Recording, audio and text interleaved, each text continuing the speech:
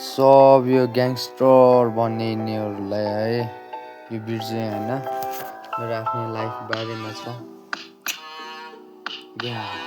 या अनि fuck you bitch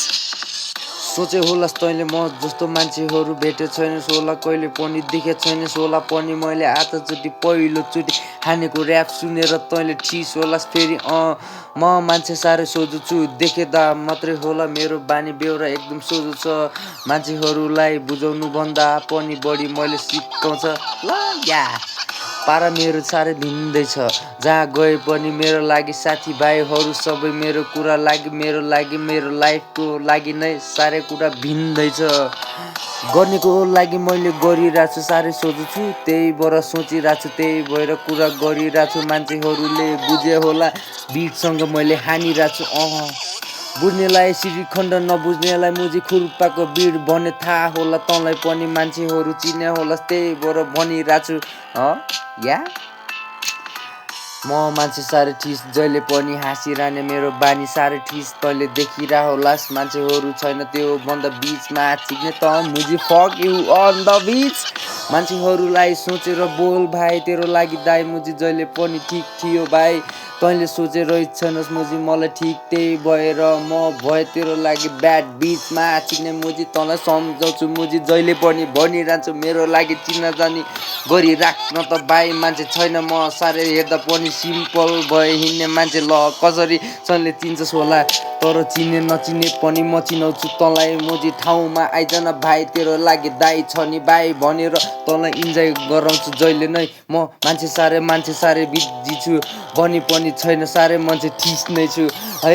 हाँसेर भनिदिन्छु चिन्ने मान्छे त मुजी फक रहेछस् भाइ बुझिदिनुहोस् तेरो दाइ कस्तो छ मुजी भाइ बुझिला तेरो दाइले गरेपछि गर्दैन अपुरो काम कहिले नि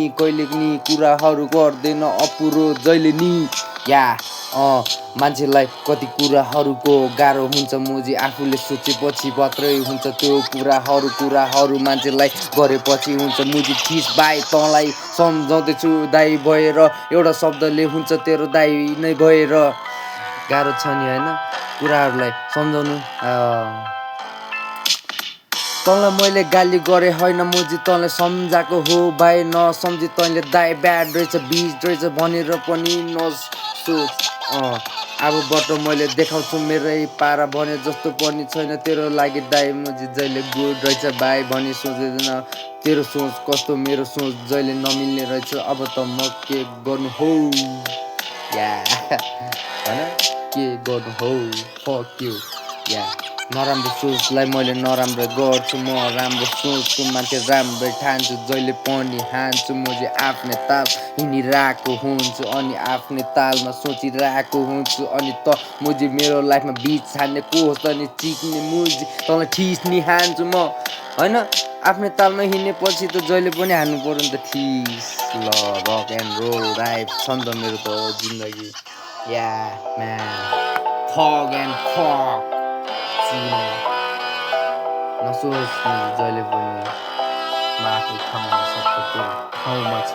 सोच्ने जहिले पनि आफूले तेरो तँलाई